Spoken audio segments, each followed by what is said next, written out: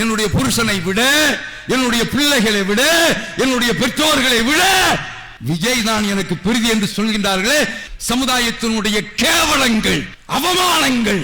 இவர்கள் பெரியவர்களா, சிறந்தவர்களா? சிந்தித்து பாருங்க. தன்னுடைய பால்குடி பிள்ளைய கொண்டு போய் பாலைவனத்தில் விடுறாங்க. அல்லாஹ்வா மனைவியா? பால் குடிக்கக்கூடிய பச்சிளம் குழந்தை இஸ்மாயிலா? என்னுடைய இறைவனுக்கு முன்னால் இந்த உறவுகள், சொந்தங்கள் பெற்ற தந்தை கிடையாது, பிள்ளைகள் கிடையாது, கொண்ட மனைவி கிடையாது. அல்லாஹு அக்பர். வத்தகத அல்லாஹு இப்ராஹிம கலீலா. இப்ராஹீமை அல்லாஹ் நண்பராக எடுத்துக்கொண்டான் என்று சொல்கின்றார் என்றால் அந்த பட்டத்திற்கு, அந்த பாராட்டுக்கு அவர்கள் முழு தகுதி படைத்தவர்களாக இருக்கின்றார்கள். அப்ப இப்படிப்பட்ட மார்க்கத்தில் இருந்து கொண்டு எனக்கு விஜய் தான் அதிகம் பிடிக்கும் என்று சொல்கின்றார்கள் என்றால் எங்கே செல்கின்ற இந்த சமுதாயம்? எல்லாம் அல்ல அல்லாஹ்வின் நல்லடியார்களே, தமிழ்நாடு அரசியல் ஒரு வித்தியாசமான போங்கில் சென்று கொண்டு இருக்கின்றது. இதுல நம்முடைய சமுதாய மக்கள், அதிலும் குறிப்பாக பெண்கள் மிகவும் வழிகட்ட பாதையில் சென்று கொண்டிருக்கின்றார்கள். நாட்டிலே ஒரு நடிகர் முதலமைச்சராக ஆகியிருக்கின்றார். அது அரசியலில் நடக்கக்கூடிய நிகழ்வுகள். ஆனால் இதுல இஸ்லாமிய பெண்களுடைய பேச்சு இருக்கின்றதே, அது ஈமானுடைய வட்டத்தை தாண்டி, ஈமானுடைய எல்லையை தாண்டி எல்லை மீறி செல்கின்றார். இவர்கள் எந்த அடிப்படையில் இஸ்லாத்தை புரிந்திருக்கின்றார்கள் என்பது கூட கேள்விக்குறியாக இருக்கின்றது. இவர்கள் ஈமானை இழந்து விட்டார்கள் என்றுதான் நாம் சொல்ல வேண்டும். ஒரு பெண்மணி இடத்துல கேமராமேன் மைக்கை கொண்டு செல்கின்றார். அந்த பெண்ணிடத்துல அவர் கேட்கின்றார், உங்களுக்கு விஜயை அதிகமாக பிடிக்குமா என்று கேட்கின்ற பொழுது, எனக்கு விஜயை ரொம்ப பிடிக்கும், உங்க தாய் தந்தையை விடவும் உங்களுக்கு அதிகமாக பிடிக்குமா என்று கேமராமேன் கேட்கின்றார். அப்போது அதற்கு அந்த பெண் பதில் சொல்கின்றார், இதுல வேதனைக்குரிய விஷயம் என்ன தெரியுமா? புர்காவை போட்டுக்கொண்டு அவங்க சொல்றாங்க, உங்களுடைய தாய் தந்தையை விடவும் உங்களுக்கு விஜயை அதிகமாக பிடிக்குமா என்று கேட்கின்ற பொழுது, ஆமா, என்னுடைய வீட்டுக்காரரை விட எனக்கு விஜய் அதிகமாக பிடிக்கும். என்ன குடும்பங்க இது? என்னுடைய பிள்ளை 5 வயசு பையன், அந்த 5 வயசு பையன் அவனே என்னை பார்த்து சொல்கின்றான், அம்மா உனக்கு விஜய் தானே உனக்கு பிடிக்கும் என்று அவன் சொல்லிவிட்டு, என்னையெல்லாம் ஏன் பெத்த என்று அந்த பசங்க கேட்கின்றார்கள் என்று அந்த பெண்மணி பேட்டி கொடுக்கின்றார். இன்னொரு பெண்ணு அவள் சொல்கின்றாள், எங்களுடைய வாக்குகள் எல்லாம் விஜய்க்கு தான், ஆனால் அவர் வரவில்லை, அவர் வாழ்த்து சொன்னால் கூட போதும், என்னுடைய வீட்டில் எங்களுடைய ஓட்டுகள் எல்லாமே விஜய்க்கு தான், ஆனால் என்னுடைய புருஷன் ஓட்டு போடவில்லை என்றால் அவரை நான் விவாகரத்து செய்து விடுவேன் புர்கா போட்டு. அப்ப எங்கே இந்த சமுதாயம் செல்கின்றது என்பதை நாம பார்க்க வேண்டும். அருமை சகோதரர்களே, சகோதரிகளே, இது என்ன மாதம்? இப்ராஹிம் இஸ்லாம் அவர்களை நினைவுபடுத்தி பார்க்கக்கூடிய ஒரு மாதம், இஸ்மாயில் அலி இஸ்லாம் அவர்களை நினைவுபடுத்தி பார்க்கக்கூடிய ஒரு மாதம். அவர்கள் எப்படி வாழ்ந்தார்கள், இப்ராஹிம் இஸ்லாம் அவர்களுடைய வாழ்க்கை எப்படி இருந்தது? அல்லாஹுவை தவிர அவர்களிடத்திலே வேற யாருமே பிரியத்துக்குரியவர்கள் கிடையாது. இதுதான் இப்ராஹிம் இஸ்லாம் அவர்களுடைய வாழ்க்கை. அல்லாஹ் அவர்கள் செய்த பிரச்சாரத்தை சொல்கின்றான். தன்னுடைய தகப்பனாரை நோக்கி பிரச்சாரம் செய்கின்றார். அப்போது தகப்பனார் பையனிடத்தில் சொல்கின்றார், யார்? இப்ராஹிம் இஸ்லாம் அவர்களிடத்தில், யா இப்ராஹிம் ராகிபன் அன்த அன் ஆலியத்தி, இப்ராஹிமே என்னுடைய கடவுளை நீ வெறுக்கின்றாயா?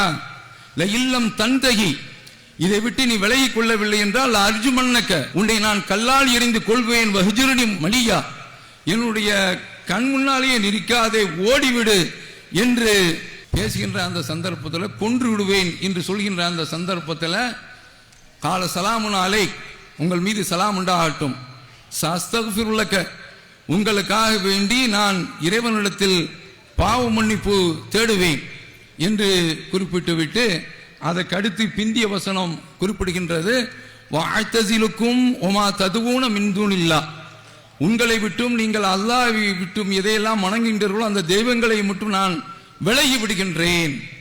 அசா அல்லாஹ் கூனம்பி துஆஇ ரப்பி ஷகியா வஅது ரப்பி, என்னுடைய இறைவனை நான் பிரார்த்தனை செய்வேன், என்னுடைய பிரார்த்தனையில் நான் கொஞ்சம் கூட சளைத்து விட மாட்டேன் என்று சொல்லிவிட்டு அப்படியே தகப்பனாரை தூக்கி வைத்து விடுகின்றார். பெற்ற தகப்பனை அல்லாஹ்வுக்காக வேண்டி பாய்த்து விடுகின்றார். அல்லாஹ்வா பெற்ற தந்தையா என்று கேட்டால் எனக்கு அல்லாஹ் தான் என்பதை நிரூபித்து காட்டினார்கள். இது ஒரு நிகழ்வு. ரொம்ப காலம் அவர்களுக்கு பிள்ளை இல்லை, பிள்ளை கிடைக்கின்றது. பிள்ளை கிடைத்த பிறகு அல்லாஹ் தஆலா அவங்கள நோக்கி சொல்கின்றான், நீங்க இந்த பிள்ளையை கொண்டு போய் பாரான் பெருவெளியில இன்றைக்கு காபத்துல்லா இருக்கக்கூடிய அந்த பகுதியில் கொண்டு போய் விடுங்க என்று சொல்கின்றான். பச்சளங் குழந்தை, பால்குடி குழந்தை இஸ்மாயில் அலைஹிஸ்ஸலாம் அவர்கள் அந்த பிள்ளையை தூக்கி கொண்டு போய் பள்ளத்தாக்கில் காபா இருக்கக்கூடிய அந்த இடத்துல விட்டுட்டு திரும்பி பார்க்காமல் வருகின்றார்கள். அப்போ பின்னால அன்னைய ஹாஜர் துரத்தி வருகின்றார்கள், வேகமாக வருகின்றார்கள்.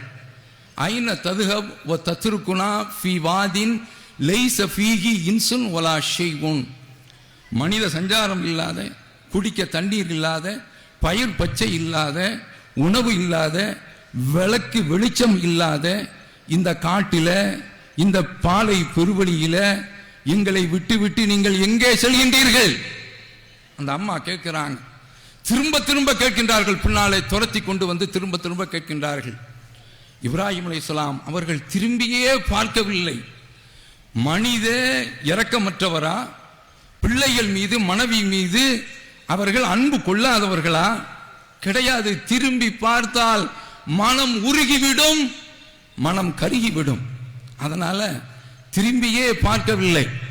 அப்போது அவங்க சுதாரித்துக் கொண்டு அல்லாஹுல்லதி அமரக பிஹாதா, இறைவன் தான் உங்களுக்கு இந்த கட்டளையை இட்டானா? ஆமா என்று சொல்கின்ற போது இதல்லா யுலையுனா, எங்களை அவன் கைவிட மாட்டான் என்று சொன்னாங்களே. அந்த சமுதாயத்தினுடைய வாரிசுகளாக இருக்கக்கூடிய நாமோ எப்படி இருக்கின்றோம்? தன்னுடைய பால்குடி பிள்ளையை கொண்டு போய் பாலைவனத்தில் விடுறாங்க. அல்லாஹ்வா மனைவியா? பால் குடிக்கக்கூடிய பச்சிளம் குழந்தை இஸ்மாயிலா? என்னுடைய ரப்புக்கு முன்னால், என்னுடைய இறைவனுக்கு முன்னால் இந்த உறவுகள், சொந்தங்கள், பெற்ற தந்தை கிடையாது, பிள்ளைகள் கிடையாது, கொண்ட மனைவி கிடையாது.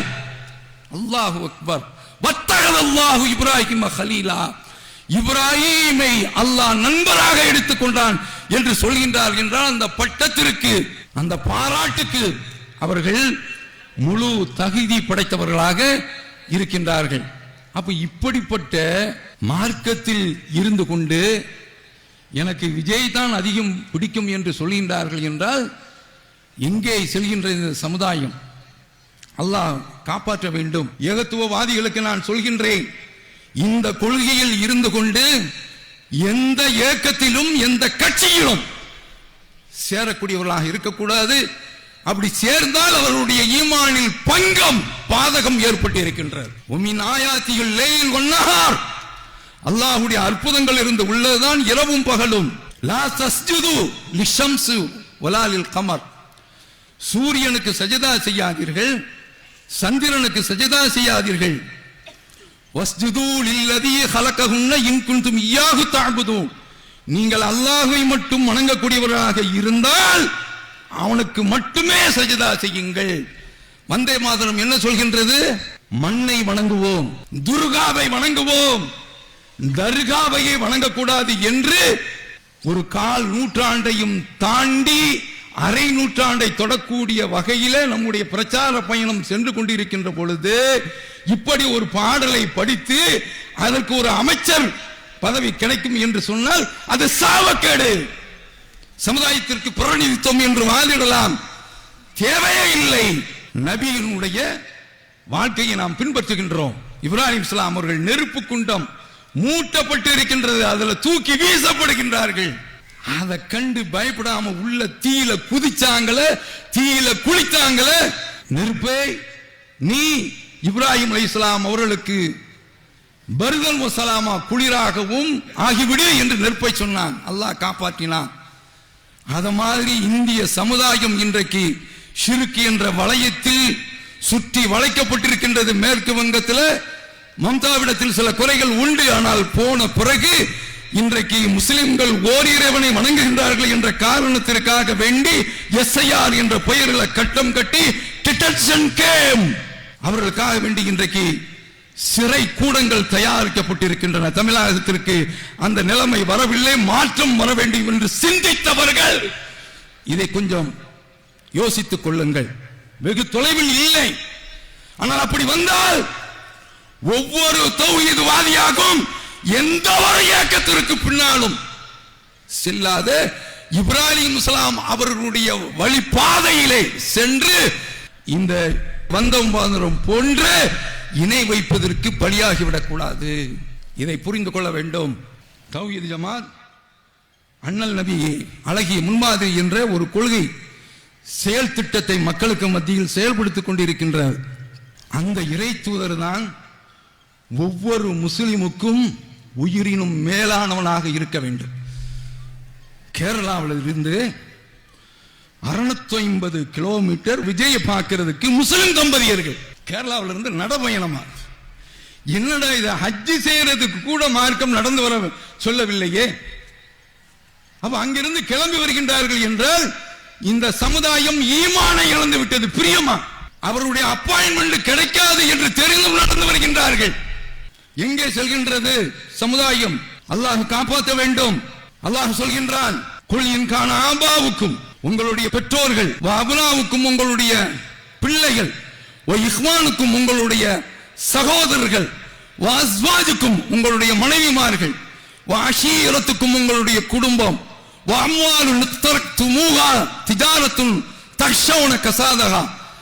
நஷ்டத்தை அஞ்சிக் கொண்டு நீங்கள் செய்கின்றீர்களே அப்படிப்பட்ட வியாபாரம், நீங்கள் நேசிக்கக்கூடிய வீடுகள், இல்லங்கள், அஹப்ப இலைக்கும் மினல்லாஹி வ ரசூலிஹி வ ஜிஹாதின் ஃபீ சபீலி, அல்லாஹ்விடவும் அவனுடைய தூதரை விடவும் அவனுடைய பாதையில் உங்களை அர்ப்பணிக்கக்கூடிய ஒரு சூழ்நிலை வந்தால், அதை விடும் பெரிதாக இருந்தால் ஃபதரப்பசு ஹத்தா யதி அல்லாஹு பிஅம்ரி, அல்லாஹ் தன்னுடைய கட்டளையை கொண்டு வருகின்ற வரை நீங்கள் காத்திருங்கள். வல்லாஹு லா யஹ்தில் கௌமல் ஃபாஸிகீன், பாவிகளுக்கு அல்லாஹ் தஆலா வழிகாட்ட மாட்டான். இந்தியாவில் பாபர் மஸ்ஜித் உடைக்கப்பட்டது எதனால்?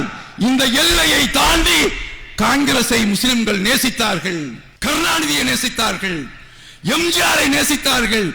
எவனும் பாபர் மஸ்ஜித் உடைக்கப்பட்ட பொழுது காக்க முடியவில்லை. எதற்காக வேண்டி கொடுத்தோம்? காங்கிரஸில் முஸ்லிம்கள் தங்களுடைய சொத்துக்களை அப்படியே தாரை வார்த்தார்கள். அந்த காங்கிரஸ் தான் கழுத்தறுத்தது, காலை வாரியது. பாபர் மஸ்ஜித் உடைக்கப்பட்டதற்கு பின்னால் இப்போது எங்கே வந்து விட்டது? SIR வந்து நிற்கின்றது. SIR அந்த பணியை யார் செய்ய வேண்டும்? உள்துறை அமைச்சகம் செய்ய வேண்டும்.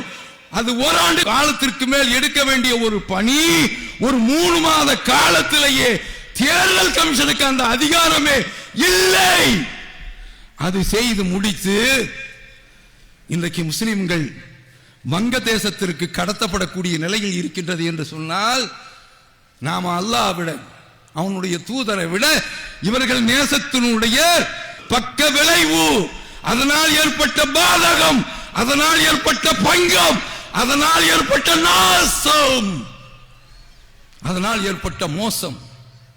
இனிமேலும் அப்படி இருக்காதீர்கள். என்னருமே சமுதாயமே, அப்படி இருக்காதீர்கள். எப்படி இருந்தாங்க? அல்லாஹ்வும் அவனுடைய தூதர் தான் அன்றைய முஸ்லிம்களுக்கு மேலானவர்களாக இருந்தார்கள். ரசூல் ஸல்லல்லாஹு அலைஹி வஸல்லம் அவர்கள் ஹுதைபியா உடன்படிக்கையில் ஈடுபட்டு கொண்டிருக்கின்றார்கள். அப்போது எதிரில் உள்ளவர் சுஹைல் சொல்கின்றார், யாராவது ஒருவர் மக்காவில் இருந்து மதீனாவிற்கு வந்துவிட்டால் ஒயின்கான அலா தீனிக்க, அவர் உங்களுடைய மார்க்கத்தில் இருந்தாலும் சரிதான், எங்களிடத்தில் திரும்ப அனுப்பிவிட வேண்டும். முஸ்லிம்கள் கொந்தளிக்கின்றார்கள். கைஃப யுரத்து இலல் முஷ்ரிகீன், எப்படி முஸ்லிம்கள் முஷ்ரிக்கின் பக்கம், இணை வைப்பவர்களின் பக்கம் திருப்ப அனுப்பப்பட முடியும்? சுப்ஹானல்லாஹ், என்று தங்களுடைய குமுறலை வெளிப்படுத்துகின்றார்கள். இப்படிதான் பேசிக்கிட்டு இருக்கிறாங்க. அபூஜந்தல் என்ற ஒரு நபித்தோழர் வருகின்றார். அவர் யார் என்றால், ஒப்பந்தம் பேசிக் கொண்டிருக்கக்கூடியவருடைய அந்த தலைவருடைய மகன். சங்கிலியால் பிணைக்கப்பட்டிருக்கின்றார். இரத்த வாராக காட்சி அளிக்கின்றார். அப்போ அந்த சந்தர்ப்பத்தில் சுகையில் பேசிய ஒப்பந்தத்தை நிறுத்திவிட்டு என்ன சொல்றாங்க தெரியுமா? இப்போது இந்த ஒப்பந்தத்தில் முதல் நிபந்தனை என்ன தெரியுமா? இவனை எங்கட திரும்ப தந்தாரணும். அப்போ அவரு சொல்றாரு, ஐ மாஷரல் முஸ்லிமீன், முஸ்லிமிய சமுதாயமே, கைஃப உரத்து இலல் முஷ்ரிக்கீன் வகத் ஜித்து முஸ்லிமா, நான் முஸ்லிமாக வந்திருக்கின்றேன். என்னுடைய நிலையை பாருங்கள், என்ன மாதிரியான ஒரு நிலைமை. நான் திரும்ப அனுப்பப்பட வேண்டுமா என்று நீங்கள் சொல்லுங்கள் என்று சொல்கின்றார்கள். ரசூலுல்லாஹி ஸல்லல்லாஹு அலைஹி வஸல்லம் அத்தனையும் தாண்டி கடந்து அவருடைய வேதனை, அவர் அல்லாஹ்வுக்காக வேண்டி கடுமையான முறையிலே தண்டிக்கப்பட்டிருக்கிறார். சரி பரவாயில்லைன்ட்டான், எடுத்துக்க என்று சொல்லிவிட்டார்கள். அதற்கு அடுத்து என்ன நடக்கின்றது? முஸ்லிம்கள் கொந்தளிக்கின்றார்கள். அவர்களால் தாங்க முடியவில்லை, கொதிக்கின்றார்கள். நேரா உமர் ரலியல்லாஹு அன்ஹு அவர்கள் ரசூலுல்லாஹ்ட்ட வர்றாங்க. ஐ நபி அல்லாஹ், அல்லாஹ்வுடைய நபியே, அலஸ்த நபி அல்லாஹி ஹக்கா, நீங்கள் உண்மையிலே அல்லாஹ்வுடைய நபியா இல்லையா? பலா, ஆமா நான் நபிதான். அவ அடுத்து கேட்கிறாங்க, நம்முடைய மார்க்கம் அதுதானே சிறந்தது, நம்முடைய மார்க்கத்தில் எப்படி இப்படி ஒரு இழிவை கொடுக்க வேண்டும் என்று கேட்கின்றார்கள். ரசூல் ஸல்லல்லாஹு அலைஹி வஸல்லம் அவர்கள், நான் அல்லாஹ்வுடைய தூதர், அவனுக்கு நான் மாறு செய்ய மாட்டேன். உமர் ரலியல்லாஹு அன்ஹு அவர்களால் சமாதானம் முடியவில்லை. அபூபக்கர் போய் சொல்றாங்க, குந்தளிக்கிறாங்க, குதிக்கிறாங்க. அபூபக்கர் ரலியல்லாஹு அன்ஹு அவர்கள் ரசூலுல்லாஹ்வுடைய நிழலாக தொடரக்கூடியவர்கள், நீ ரசூலுல்லாஹ் சொல்றதை கேட்டு போப்பா என்று சொல்லிவிடுகின்றார்கள். இதையெல்லாம் நான் எதற்கு சொல்கின்றேன் என்று தெரியுமா? அதுல பின்னால இன்னொரு சம்பவம் நடக்கின்றது. அல்லாஹ்வுடைய தூதருடைய கட்டளையை கேட்டு அந்த சமுதாயம் ஒருபோதும் பின்தங்கியது கிடையாது. ஒப்பந்தம் முடிஞ்சிருச்சு, உம்ராவுக்கு செல்ல முடியாமல் தடுக்கப்பட்டு விட்டோம், முடிய இறக்குங்கள், குர்பானி பலியை கொடுங்கள் என்று சொல்லும் போது ஒரு நபித்தோழர் கூட எழுந்திருக்கல. அவ எந்த அளவிற்கு அவங்களுடைய உள்ளத்தில் ஆத்திரம் இருந்திருக்கும். அவ இந்த சந்தர்ப்பத்தில் உம்மு சலமாட்ட வந்து ரசூலுல்லாஹ் மனம் வெதும்பி சொல்கின்ற பொழுது ரொம்ப அழகான முறையில் ஒரு ஆலோசனை சொல்றாங்க. அந்த மக்கள் உங்களுடைய சொல்ல கேட்கணும் இப்போது, அதுதானே, நீங்க அவங்கள்ட்ட போய் பேசாதீங்க. நீங்க செய்ய வேண்டிய காரியம் என்ன தெரியுமா? நீங்க தலைமுடிய இறக்குங்க, அந்த பலிபிராணியை கொடுங்க என்று சொன்ன உடனே அந்த நபித்தோழர்கள் சொல் அடிப்படையில் வேதனையில் உட்கார்ந்துருந்தாங்க. கட்டுப்படக்கூடாது என்பதற்காக வேண்டி கிடையாது, மனதனை அப்படியே அபூஜந்தலை தூக்கி கொடுத்தது அவங்களால தாங்க முடியல, அந்த வேதனையில் உட்கார்ந்து இருக்கிறாங்க. ரசூலுல்லாஹ் இந்த காரியத்தை செய்த உடனே கட என்று அத்தனை நபித்தோழர்களும் இந்த கட்டத்தில் இந்த இறை தூதரை நாம் எதிர்த்திருக்க கூடாது என்று அப்படி கட்டுப்பட்டார்களே. என்ன மாதிரியான ஒரு சமுதாயம்! அத்தனை பேர்களும் தலைமுடியை மறித்தார்கள், குர்பானியை கொடுத்தார்கள். அந்த இறை தூதருடைய செயல்பூர்வமான அந்த கட்டளைக்கு அப்படியே தலை சாய்த்தார்கள். இதுதான் அந்த தோழர்கள். இதெல்லாம் எதில் இருந்து வந்தது? ஒரு அபூஜந்தல் தூக்கி எறியப்பட்டதனால. அவர் யாரை தேர்ந்தெடுத்தார்? பெற்ற தகப்பனை விட அல்லாஹ்வுடைய தூதரை தேர்ந்தெடுத்தார். அந்த இப்ராஹிம் அலைஹிஸ்ஸலாம் அவர்கள் பிள்ளை என்றால் இப்படி இருக்க வேண்டும்.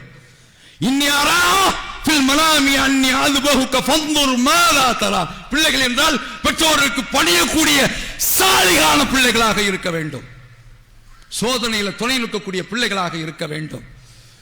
உன்னை நான் கனவில் அரித்து பலியிட காணுகின்றேன் என்று சொல்கின்ற பொழுது யாபத்து ஃபால்மாத்து உமர், இடப்பட்ட கட்டளையை செய்யுங்கள், சதஜதுனி இன்ஷா அல்லாஹ் மினஸ் சாபிரீன், நீங்கள் என்னை பொறுமையாளர்களில் காண்பீர்கள் என்று சொன்னார்களே, அப்படியே கீழே போட்டு கிடத்துறாங்க. அறுக்க போறக்கூடிய சந்தர்ப்பத்தில் இப்ராஹிமே கனவை நீ மெய்ப்படுத்தி விட்டாய் என்று சொன்னார்களே, அதானுங்க குர்பான். அல்லாஹ்வுடைய தூதரையும் தேர்வு செய்வதுதான். அவர்கள்தான் ஈமானுக்குரியவர்களாக ஆக வேண்டும்.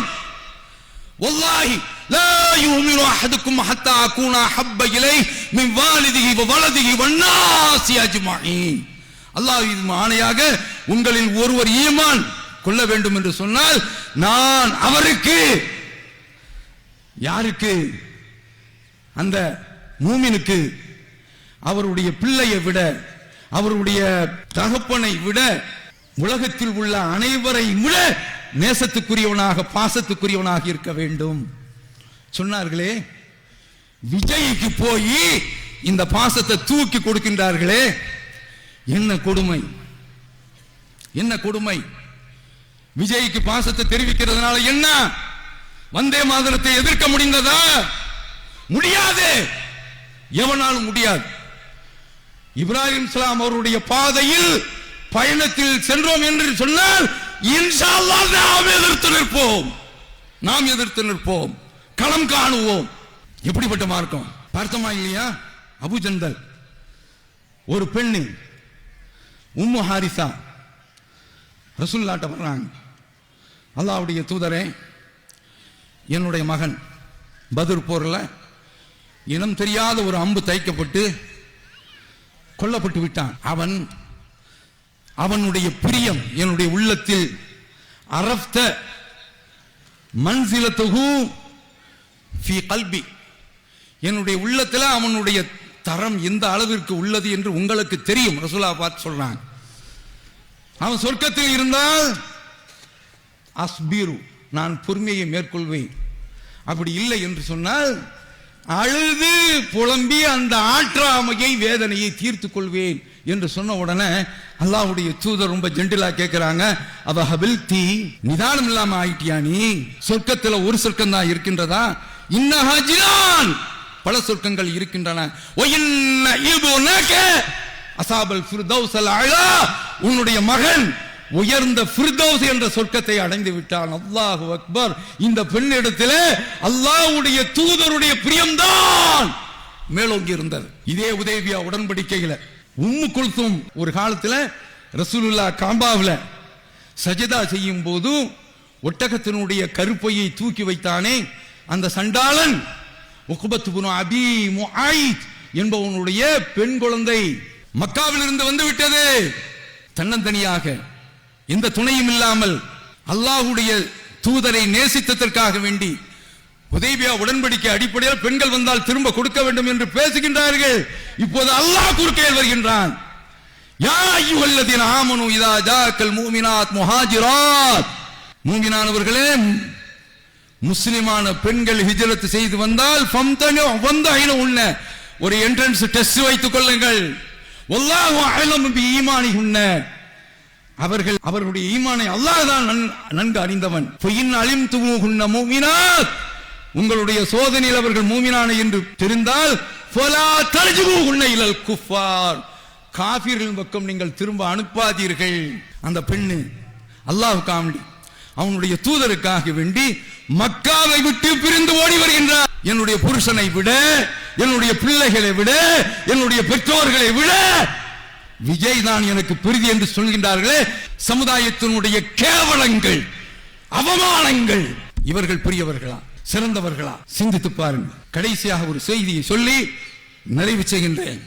ரசூலுல்லாஹ் ஸல்லல்லாஹு அலைஹி வஸல்லம் அவர்களும் அனஸ் ரலியல்லாஹு அன்ஹு அவர்களும் பள்ளியில் இருந்து வெளியே வருகின்றார்கள். அப்படி வருகின்ற பொழுது ஒரு அப்பாவி மனிதர், மத்தஸா, கியாமத் நாள் எப்போது அல்லாஹ்வுடைய தூதரை என்று கேட்கின்றார். அவர் ஸல்லல்லாஹு அலைஹி வஸல்லம் அவர்கள், மஅத்ததலஹா, நீ என்ன அதுக்காக வேண்டி தயார் பண்ணி வச்சிருக்கிற அப்படின்னு கேட்குறான். அவர் கொஞ்சம் அப்படியே பணிவில் நம்ம எதுவும் தப்பா சொல்லிவிட்டோமோ என்று அடங்கி போய் விட்டார். அப்புறம் தன்னைத்தானே வரவழைத்துக் கொண்டு, நான் மஅத்ததுலஹா கபீர சியாமின், பெரிய நோன்பு கிடையாது, வலா சலா, உபரியான தொழுகைகள் கிடையாது, வலா சதக்கா, சதக்கா கிடையாது பெரிய அளவில், வலா கின்னி வஹிப்புல்லாஹ வ ரசூலா, நான் அல்லாஹ்வையும் அவனுடைய தூதரையும் நேசிக்கின்றேன் சொல்றான். ரசூலுல்லாஹ் சொன்ன வார்த்தை என்ன தெரியுமா? அன்தம் மஅமன் அஹ்பப்த, நீ விரும்பியோரோடு நாளைக்கு நீ சோனத்தில் இருப்பாய். இதாங்க உமையத்தில்லாஹ வ ரசூலம், அல்லாஹ்வும் ரசூல் அல்லாஹ்வுடைய தூதருக்கும் யார் கட்டுப்படுகின்றார்களோ ஃபஉலாயிக மஅல்லதீன அன்அமல்லாஹு அலைஹிம் மினன் நபிய்யீன வ ஸித்தீகீன வ ஷுஹதாஇ வ ஸாலிஹீன். இவர்கள் அல்லாஹ் இவர்களுக்கு அருள் புரிந்தானோ அப்படிப்பட்ட நபிமார்கள், சுகதாக்கள், சாலிஹீன்கள், சித்திகீன்கள் நல்லவர்களோடு இருப்பார்கள். வஹஸுன உலாயிக ரஃபீகா, இதுதான் சிறந்த நட்பு. தாலிக ஃபதுலு மினல்லாஹ், இது அல்லாஹ்விடத்தில் இருந்து உள்ள அருட்கொடைவு. கஃபா பில்லாஹி அலீமா, அறிவு ஞானத்திற்கு அவனே போதுமானவன். இதாங்க நட்பு. இப்ப இவர்கள் இந்த கூட்டத்தை நேசிக்கின்றார்கள் என்றால் நடிகர் கூட்டம் ஒழுக்கத்தில் கெட்டவர்கள். இந்த கட்சியில இருக்கக்கூடியவர்களுடைய உள்ளக்க போக விரும்பல. எவனுமே குடும்பம் நடத்தாத குடும்ப விரோதிகள். இவெல்லாம் ரோல் மாடலா? இவனை போய் நேசிக்கிறதுக்கு என்ன இருக்கின்றது? இதற்கு முந்தி உள்ள நடிகர்களும் சரிதான், அரசியல் கட்சி தலைவர்களும் சரிதான். இவர்கள் எல்லாம் முஸ்லிம்களுக்கு முன்னால் சல்லி காசுக்கு தராதவர்கள். இவர்களோடு சேர்ந்தால் ரசூலுல்லாஹ் சொல்றாங்கல்ல, நீ யாரை நேசிக்கிறாயோ அவரோடு இருப்பாய், நரகத்தில் போயிருப்பான். அல்லாஹ் காப்பாற்ற வேண்டும். அப்ப அதனால அருமை சகோதரர்களே, நாம அல்லாஹ் குர்ஆனில் சொன்னதுபடி, ரசூல் ஸல்லல்லாஹு அலைஹி வஸல்லம் அவர்கள் சொன்னபடி ஈமான் கொண்ட மக்களுக்கு இறை தூதர் நேசத்துக்குரியவர்கள். அந்த அடிப்படையில் நம்முடைய வாழ்க்கையை நாம் அமைத்துக் கொள்வோமாக. அல்லாஹு அக்பர், அல்லாஹு அக்பர்.